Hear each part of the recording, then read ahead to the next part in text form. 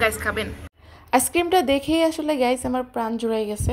আসসালামু আলাইকুম, কি অবস্থা সবার, কেমন আছেন সবাই? আশা করি আল্লাহর রহমতে সবাই বেশ ভালো আছেন। বাট এই গরমে আসলে কতটা ভালো থাকা যায় আমি জানি না। আমিও আছি মোটামুটি আলহামদুলিল্লাহ। কিন্তু আমার অবস্থা একদমই ভালো না গাইস, একদমই ভালো না। কিভাবে যে আপনাদেরকে বুঝাই, মানে খুবই কষ্টে আছি। তারপর আমার কষ্ট দূর করার জন্য এখানে দেখতেছি আবার একটু মৃদু হাওয়া বইছে গাইস। এই হাওয়া দেখে আমি হাওয়ায় উড়ে যাচ্ছিলাম। তো এই গরমে আসলে আমি নিজের জন্য কি করতে পারি গাইস? আপনাদের কি মনে হয়? তো এই গরমে গাইস নিজের জন্য যেটা করতে পেরেছি, একটা চকবার আইসক্রিম নিয়েছি। এই যে দেখেন, মাই ফেভারিট চকবার আইসক্রিম।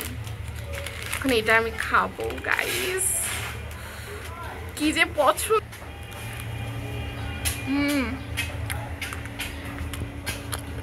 খুবই মজা,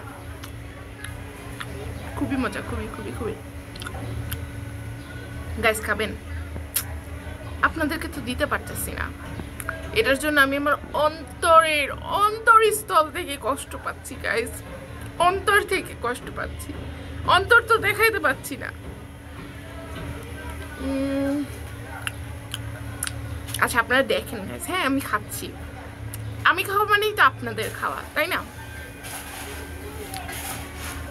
এটাতে চকলেটটা মোটামুটি ভালোই দিচ্ছে।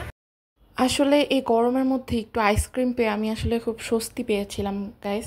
তারপরে চকবার আইসক্রিম বরাবরই আমার পছন্দ। 30 টাকা হিসেবে ঠিকই আছে। আইসক্রিমটাকে বারবার ঘুরাই পেঁচাই দেখতেছিলাম। চকবা আইসক্রিমটা ছোটবেলা থেকে খুব পছন্দ করি,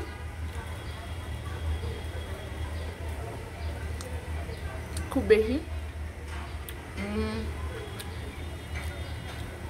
এই গরমে আপনারা কেউ কিন্তু এরকম আইসক্রিম খাবেন না, কারণ আইসক্রিম খাওয়া নিষেধ।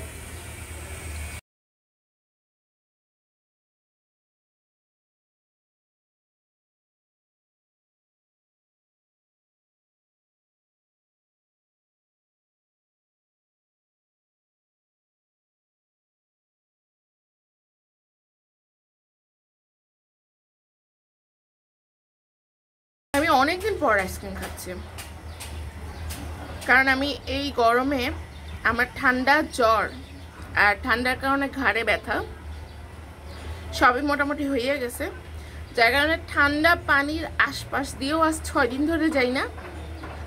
আর আইসক্রিম আজকে মনে হয় অনেক দিন পর খাচ্ছি, অনেক দিন পর লিটারেলি, কারণ আমার ঠান্ডার সমস্যাটা অনেক বেশি, আগে ছিল না। লাস্ট 6 মান্থ আমার প্রচুর জ্বর ছিল। তো গাইজ এটাই ছিল আমার আজকের ভিডিও। সবাই কিন্তু অবশ্যই আমার ভিডিওতে লাইক, কমেন্ট আর একটা শেয়ার করতে কিন্তু একদমই ভুলবে না, না হলে কিন্তু তোমাদের পেট খারাপ হবে বলে দিচ্ছি। আল্লাহ হাফিজ।